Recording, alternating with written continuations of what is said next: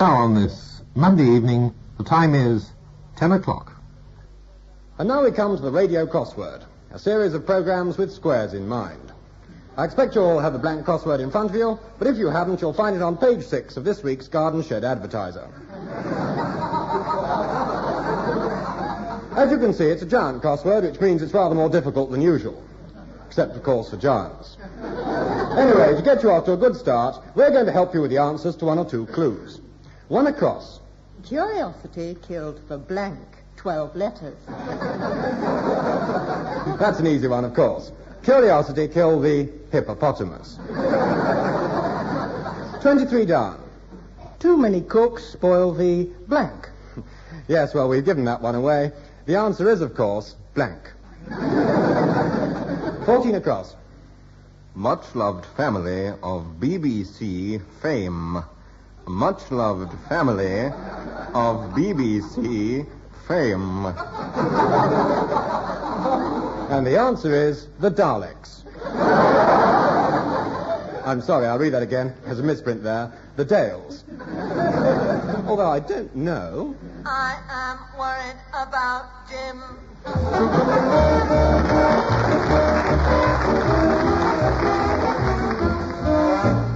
This is I'm Sorry, I'll Read That Again. Approximately 30 minutes of cryptic cluelessness, written by several 4 across and featuring a number of 18 down.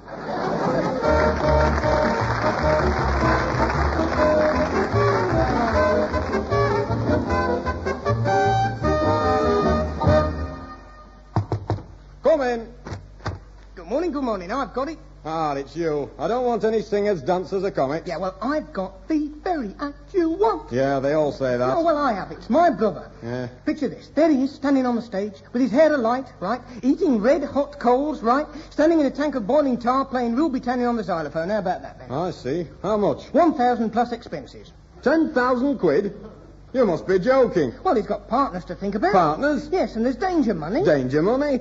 Look, me boy, if he didn't like it, he shouldn't have gone in for No, it. he didn't go in for it. What do you mean? No, he's held in position by me and his mum. He doesn't actually like doing the act.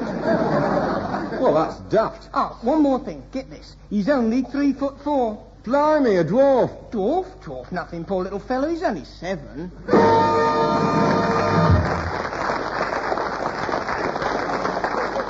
And now over to a lonely spot.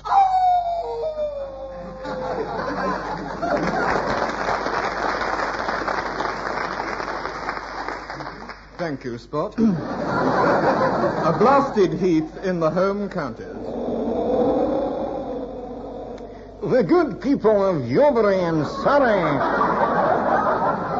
will be sleeping behind locked doors and bolted shutters tonight. And they all say it's because of this man here, Mr. Smith. Why are the local people so afraid of you and your friends? Primitive fear of the unknown. I see, but, since your arrival, several domestic pets, cats and dogs and so on, have disappeared.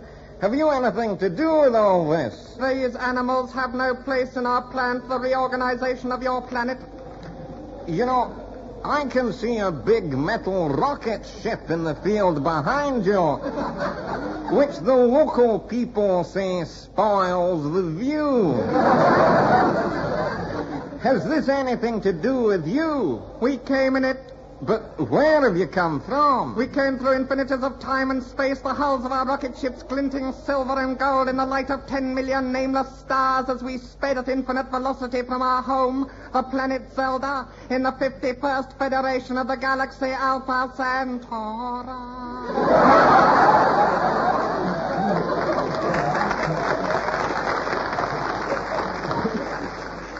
Were you not tired after your long journey? We have been conditioned so that we shall not rest until the whole of your planet has been subjugated or, if necessary, destroyed. But what have the local authorities to say about all this? Nothing as yet. I notice that you're very tall. You must be all of 10 feet high.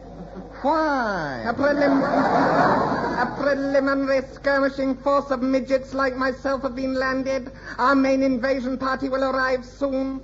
May I now make this appeal to the citizens of Earth? When our invasion armada lands on your planet in order to ensure your personal safety and the future continuance of your race, it is imperative that you all go I'm sorry, but time seems to have run out. Well, I don't know what to make of all this. Do you? But one thing seems pretty plain to me. The good people of Ubre will be sleeping behind locked doors and bolted shutters tonight. Or will they? Good night.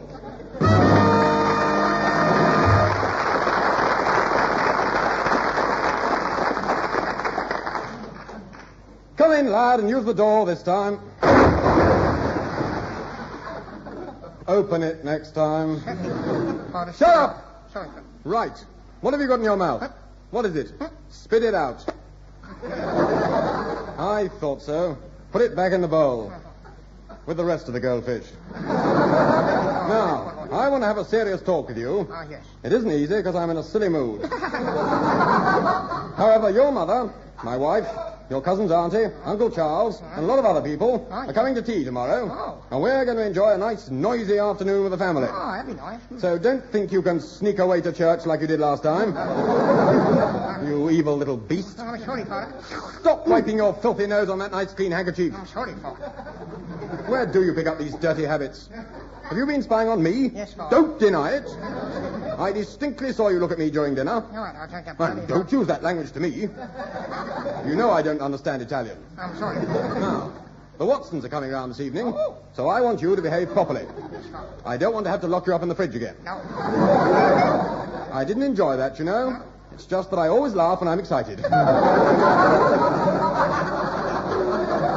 You can have one glass of Worcester sauce, and you mustn't let people see you're afraid of your Oh, father. certainly not. No hiding in the coal scuttle. That's right. And remember, it isn't funny to stuff a cream bun up someone's nostril. Unless it's your own. Or your grandmother's. And when Mrs. Watson says goodbye, I want you to kiss her on the cheek, understand? Yes. I know she's very tall. That's no excuse for what you did last time. Now, off you go. Stop. One more thing. Mr. Hargreaves tells me you've been seeing a bit of his daughter. Which bit have you been seeing? Yes, well, I shall have a serious talk with you about that one day, when I'm a little older and understand more about these things. That's right. Oh, and do you think you could introduce me to your sister someday? Why?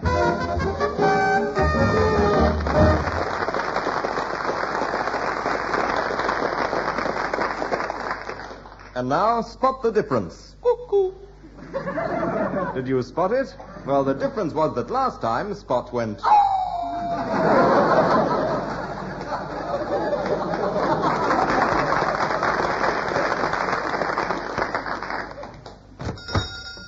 Oh, good morning. What can I do for you? I'm looking for a house pet. Are you really, darling? No, actually, I think I've made one of my silly mistakes. Well, never mind. We can clean it up. No, I mean, I'm looking for somewhere to live. You see, at the moment, I'm in a tiny little room. Oh, a box room. Well, more of a room box, actually. I tried all the housing agencies, and then a friend of mine told me to come here, but it can't be right because all you've got is a load of animals. No, you have come to the right place. This is our new rent-a-pet scheme. A lot of people can't afford both a house and a pet, so we combine the two. I say, what a wonderful idea. Yes, I got the idea from the tramps. I expect you've seen them filing into London Zoo just before closing time. They never come out, you know. Well, not till morning, that is. They live inside the hippos. No. Yes, do you know how much spare room there is inside a beast like that? Well, I've never really thought. Well, neither did I till I went in to have a look around. There's only a few kidneys and 5 or 6 miles of intestines, and they're terribly spread out. So what we do is heave them all into one corner, get rid of any unnecessary furnishings like appendix or tonsils, and divide the rest up into flats. Come to think of it, I did notice a new rhino springing out by Marble Arch. That's not one of yours, is it? Yes, that's right. There's 4 families of West Indians in there. Good Lord, well, what have you got for me, then? Well, if it's just yourself, there's some very nice bed-sitting rabbit. Or you could be very cozy in a kangaroo if you don't mind sharing. Well, I had thought of living on the river. You haven't got a houseboat, have you? Yes, we have some converted canoes. They're great fun because you can paddle your own canoe. You may have read about them. Oh, yes, in the newspaper. Yes. I say, you haven't got a little wooden yak with a nice thatched hoof, have you? or a camel or something like that. You've got a camel. Oh, no. You need something big, spacious, and simple. Like an elephant or something. Exactly. Oh, have you got one in? Well, if you look up, you'll see that we have. Would you like me to show you round it? Would you? Certainly. Thank you This so way. much. No, come back, sir. We never go in the back way. We always go up the trunk. It's further, but it's prettier this way. Leg up. Oh, in you go. A bit of a squeeze, isn't it? Here, let me pull you through. That's it now. Turn the light on and up the trunk on the spiral staircase. You can get an escalator fitted if you preferred. It's rather narrow and it's a long climb, but there's a magnificent view from the top. 2 more and there we are. Oh, that's fantastic. What a view, what a view. Oh, yes, it's rather impressive, isn't it? A bit like the Grand Canyon, so I believe. It changes colour as he opens and shuts his mouth. Really? That's marvellous. He must go back quite a way, doesn't he? Well, they do say that Charles I hid behind that left kidney. Is that a fact? They say he got in through a secret passage, but we've never found it. Yeah. But anyway, you can see there'd be plenty of room for you and your family in here. Yes. The stomach needs relining, doesn't Oh, it? well, yes, but we can do that for you. What's the plumbing like? Oh, the drainage is excellent. I mean, it has to be. Yes, I suppose it does. And we're putting in hot and cold water tapirs and a wash basin over there. And it being an elephant, of course, there are 4 umbrella stands. Right, I'll take it. Jolly good. Oh, just one thing. Could you hang a small cage over there by the esophagus? Certainly. But what's that for? Well, I'll need somewhere to keep my pet bungalow.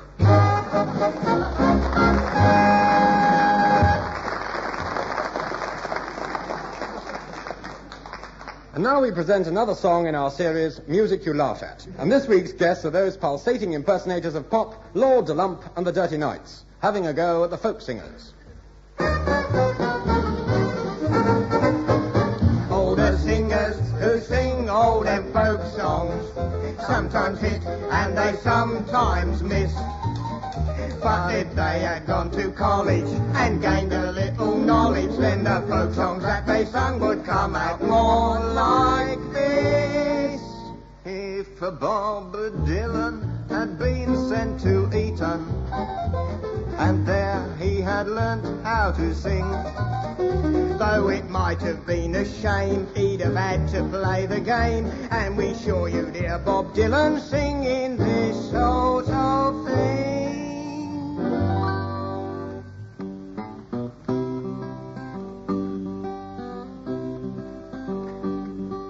Jolly boating weather, get out on the river, babe. All pull together, don't you shiver, babe.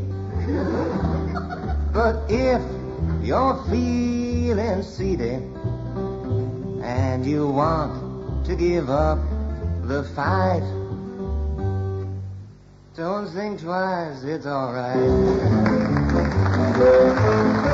If that young singer Donovan to Eton he had got, I bet the songs he sings would sound like this. Like as not. Jolly boating weather. Don't sing it twice. Oh, alright. The Seekers are a very fine group, 3 fellas and a louse, but you should have heard the literary gems when they sang them in the poetry class.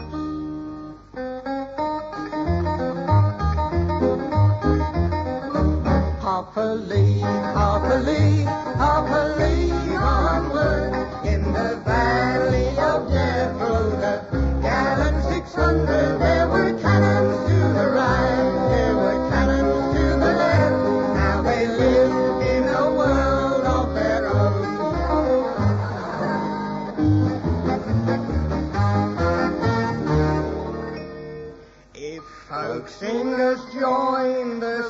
local rugby club. They'd sing in the bus and they'd sing in the pub. And you'd hear in the showers this lovely refrain, 'cause Nina and Frederick are at it again.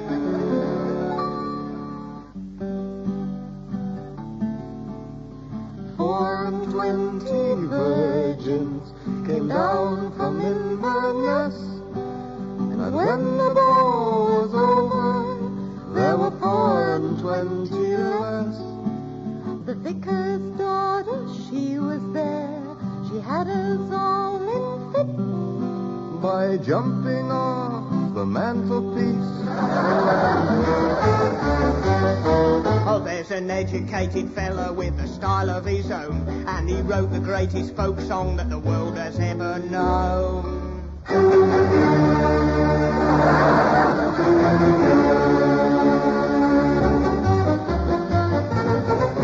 So now that we've done the folk singers, till the time that we meet you again, oh, don't you have no fear, here's the words you want to hear. It's goodbye from Lonely Lump until the next time when the dirty nights are here again. It's time to bring good cheer again, with a charcoal and a leer again. The dirty nights are here again. The dirty nights.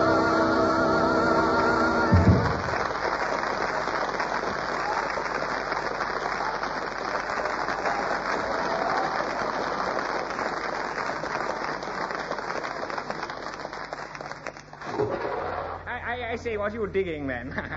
What's it look like? It looks like a grave. That's right. Who's it for then? Well, me, of course. Not feeling too well. Oh. I feel fine, as a matter of fact, but there's no sense in waiting until the last moment now, is there? That's true. But why are you digging it in your back garden? Well, the front garden's not big enough, is it? No, I mean, why not have one in the churchyard? Oh, well, you see, I'm an agnostic, you see. Oh, I see. And there isn't an agnostic church for miles round here. A bit wide, isn't it, for a grave, I mean? Yeah, well, of course, I've got to leave room for Florence. That's the wife. Oh, you want her laid beside you when her time Finally comes, eh? No, not really. She's coming with me. Eh? She's going to fling herself on me coffin as they pile in the earth. It's an old Babylonian custom we read about. What, alive, you mean? Yes. Well, in Babylon they was heavily drugged, I believe. But the chemist won't let us have any heavy drugs. No, he's awkward, Mr. Hardcastle, Yes, isn't he? yes. Very awkward. Yeah.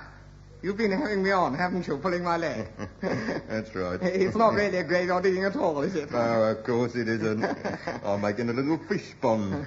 Very fond of fish ponds, is Florence. Well, you really had me going for a minute, I must say. Just my little joke, you know. Here, Florence. Yes, dear, what is it? Come out here a second. I want you to lie down and check it for size.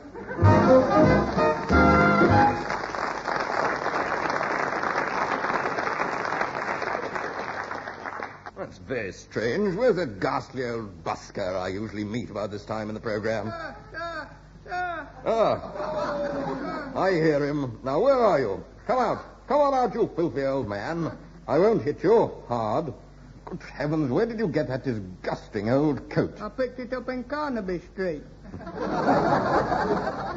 How long had it been lying there? Only a month or two, I should think. This is my gear. Ah, I see. And why are you wearing it back to front? It's my reverse gear. If you can't tell better jokes than that, I'd rather you bored me with one of your appalling songs. All right, I will. All right, I will. Oh, frabjous day, Kaloo. Well, I'm going to do a work song, and I'll sing, and you will hear all the sounds of the workmen at their work. And how shall I hear that? I brought along 6 navvies, 2 carpenters, 4 bricklayers, a scaffolder, and an engine driver to accompany me. All right, lads, keep it light and sensitive.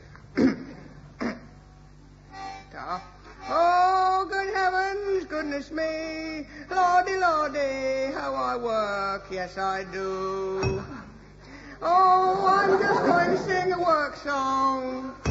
Oh, yes indeed, I'm going to sing a work song.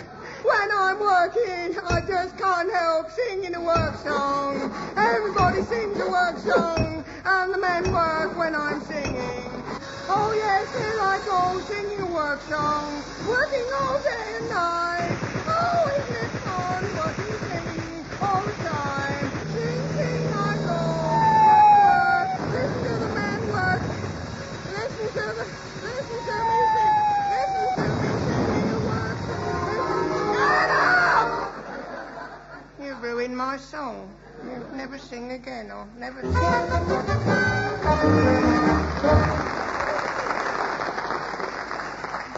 No story has been told quite so often or quite so badly as that of the struggle between the armies of the early American settlers and the Red Man, or rather Red Men. We all love an old story, so here it is again.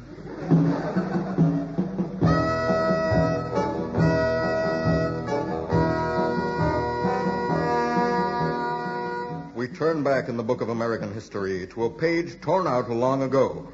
We found it in the most extraordinary place. It tells of the Battle of Whispering Mouse, a battle that seems to have been forgotten. We want to know the reason why. It had absolutely no bearing whatsoever on the course of the war. Oh. Well, anyway, this is the story of that battle.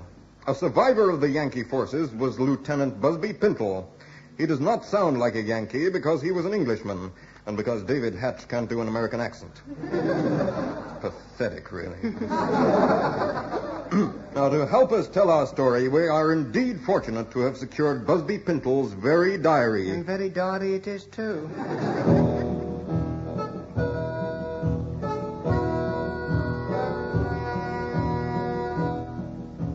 My adventure began in London. When I boarded the ship on May the 3rd, 1821, I did not realize what I was doing. Never had the number 29 bus seemed so slow. And it was not till I was thrown overboard some 6 weeks later onto a coral reef that I suspected my mistake. My faithful cat, Beethoven, was thrown after me. To tell the truth, I was glad to be off the boat, as I was heartily sick of it. And all over it. It being only my 4th voyage and... Beethoven's 5th.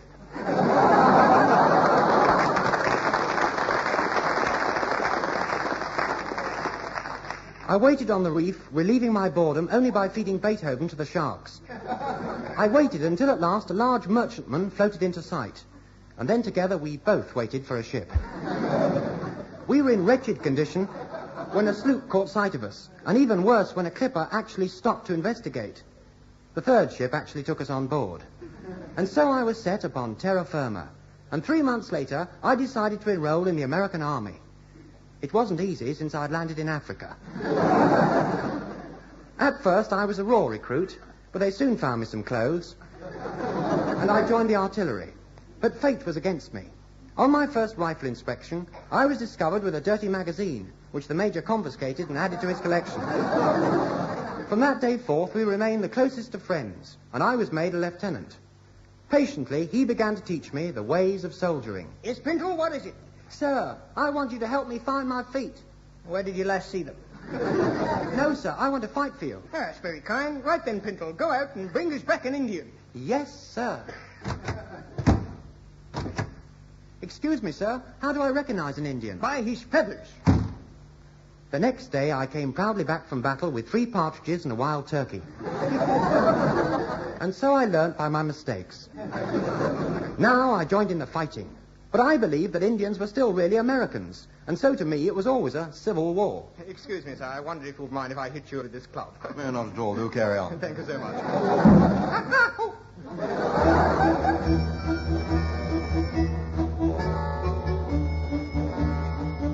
On May the 15th, our enemies and ourselves were camped some 500 miles apart. By the 20th, we had marched 120 miles to the east, and they had marched 170 miles to the west. By the 26th, we had marched 250 miles to the east, and they had marched 260 miles to the west. On the 30th, we both turned round and tried again. 2 days later, we were camped at Whispering Mouse, when they surprised us. Lieutenant, there's 2,000 Indians crawling towards us on all fours, wearing straw hats and singing Land of Hope and Glory. Oh, that's surprising. Very well, strike camp. Oh, cheeky thing. Private Camp, there's no time for that now. The enemy are coming. Get the cannon. It's no good. We've run out of powder. It's all right. You can borrow mine, Ducky. Thank you. You haven't got a nail file too, have you? Lieutenant, they're a-coming. Right, boys. Bugler, sound the alarm. That should get them up. Right, into battle. It was at times like this that old Sergeant Horsemeat used to comfort and inspire us with tales of the old heroes of the West. They was real men, not like you lily-livered, bow-legged, yellow-bellied, cowardly lot of layabouts. There was the great General Custard and the great backwoodsman Dan'l Prune. Known throughout the West as Prune and Custard. I remember at Ladysmith we'd been bottled up for 6 weeks, but Prune and Custard relieved us.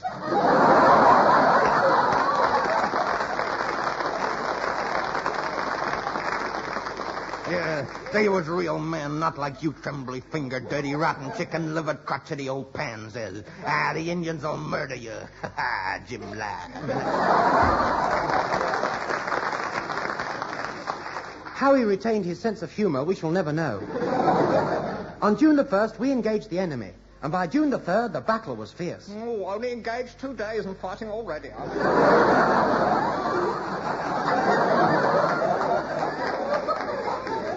It was at night that everything seemed so frightening. Right, lights out. I'm so frightened. Pinto, look out the window and see what's happening. I think I hear something. Yes. It sounds like the scouts returning. Shut up, you fools! There's people trying to sleep round here. A few hours later, dawn crept over the hill. Darling. Darling, I thought you'd never come. Darling. Darling, I can hear drums. That's just my heartbeat. No, listen, it is drums.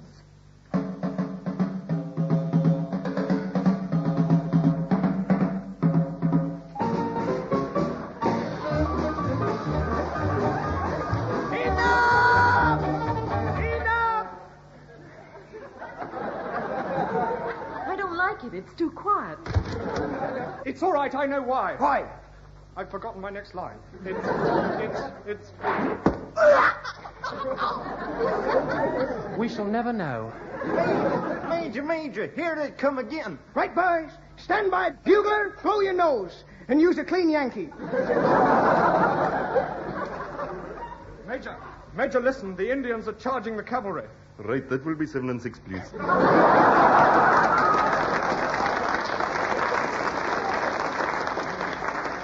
That's ridiculous. It's the wrong accent, and it's far too much money. There's only one Hope. What's that? Bob Hope. I mean, Wild Bill Hiccup. I've sent him for reinforcements. Major, the Indians have got Hiccup. How do you know? You can hear them a mile away. And so the battle raged, and with irrepressible good humor, Sergeant Horsemeat kept up our spirits. You mealy-mouthed, weak-kneed old cripples. They'll carve you to pieces.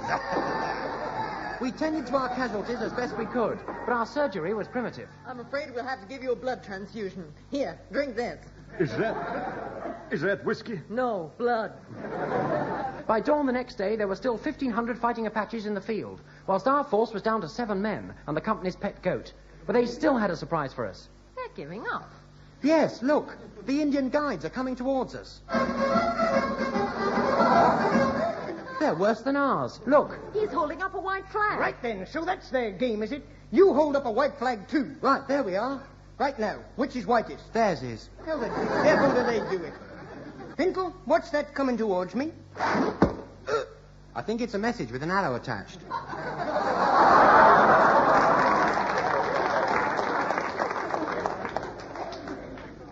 Why did they have to do that? There's 1,500 of them, and 7 of us. What's it say? Please, can we have this arrow back? It's the only one we've got.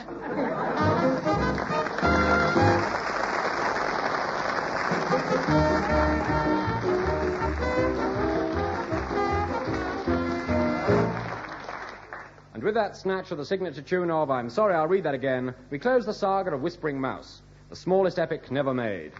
Featured in the cast of thousands were Tim Brooke-Taylor, Graham Garden, David Hatch, Joe Kendall, Bill Oddie, and a cast of thousands. The writers were Graham Garden, Johnny Mortimer and Brian Cook, Bill Oddie, Peter Vincent and David McKellar.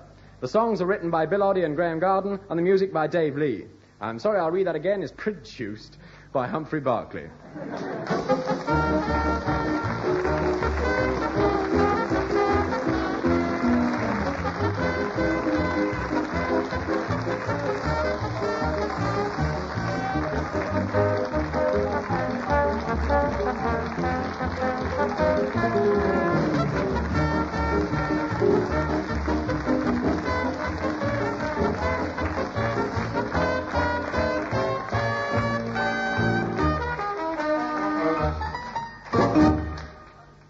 Well, there'll be another edition